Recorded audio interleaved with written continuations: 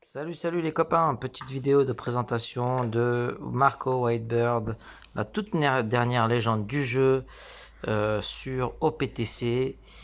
Voilà, une légende fort sympathique qui fait bobo. Donc là, une équipe plutôt rapide et sympathique. Je suis accompagné de ma fille. Donc si vous l'entendez parler, c'est tout à fait normal. Il n'y a pas de souci.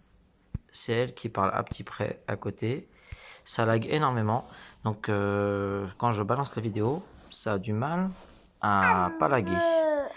Donc le switch c'est quand même très fort, il n'y a pas à dire. Donc là on arrive ici, vu que j'ai le limit break, je traverse les barrières mais ça suffira pas à le tuer. Donc voilà, on arrive ici, on va switch directement sur Marco, ce qui va nous permettre de faire passer un tour de paralysie et d'être dans une capacité à se heal beaucoup. Donc on aura récupéré directement nos points de vie.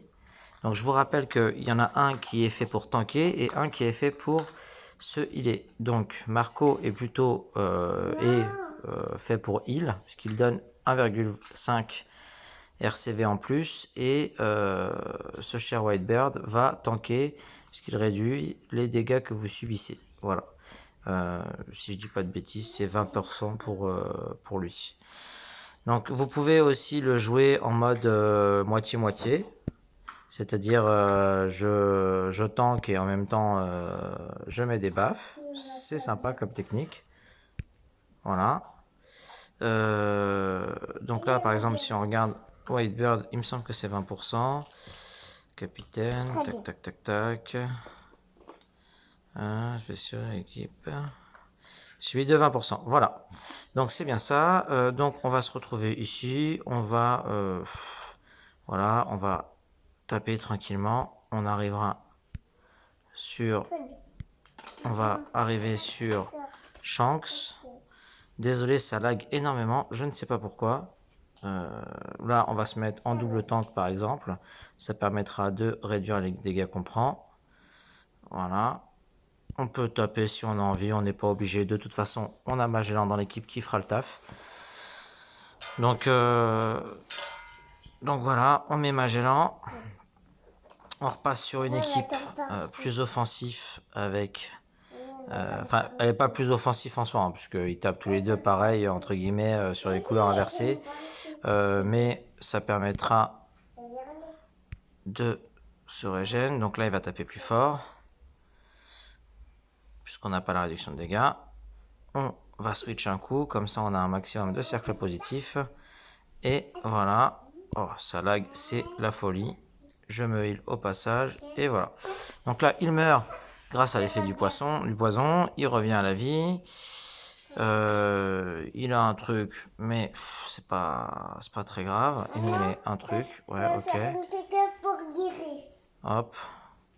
Voilà, le poison va le tuer. Très bien. Donc là, on arrive ici.